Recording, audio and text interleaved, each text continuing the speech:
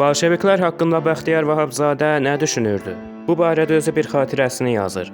Şəkidə 1930-cu ildə bolşeviklərə qarşı böyük bir üsyan qalxmışdı. Həmin üsyanı Mirzəfər Bağırovun rəhbərliyi altında ruslardan və yerli kommunistlərdən ibarət olan qoşun dəstələri yatırmışdı.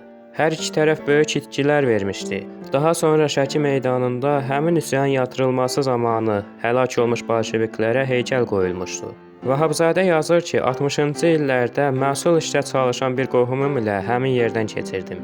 Qohumum baxıb dedi ki, bu abidə vətən yolunda canlarını qurban verən köhnə kommunistlərin xatirəsinə ucaldılıb. Əsəbləşdim və qeyri-iradi olaraq dedim, məgər bunlar vətənin nə olduğunu bilirdimi? O nə demək istədiyimi anlayıb sustu, mən isə davam etdim. Əslində bunlar vətən xainləridir. Vətən yolunda canlarını qurban verənlərsə bunlar cəhənnəmə vasil edənlərdir.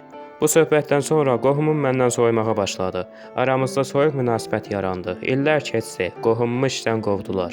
O haqsız qovulduğunu bildirmək və məndən kömək diləmək üçün Bakıya gəldi. Qohumum təkidlə raykomun birinci katibinin rüşvətxor və əxlaqsız olduğunu, özünün isə günahsız olduğunu deyirdi.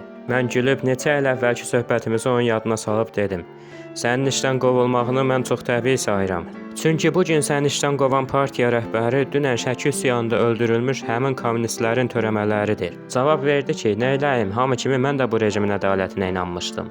Dedim, xeyr, xalq heç zaman bu biz quruluşun ədalətinə inanmayıb. İnanan sənin kimi nomenkultura işçiləri idi.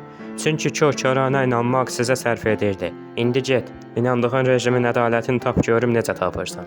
Qohumum 2 il yuxarılara məktublar yazdı, teleqramlar vurdu, Moskvaya qədər getdi. Amma ədaləti tapa bilmədi. Qeyd edək ki, Şəki üsyanı zamanı Bəxtiyar Vahabzadə Şəkidə idi və 5 yaşı var idi. Abunə olun ki, digər videolarda qarşınıza çıxsın.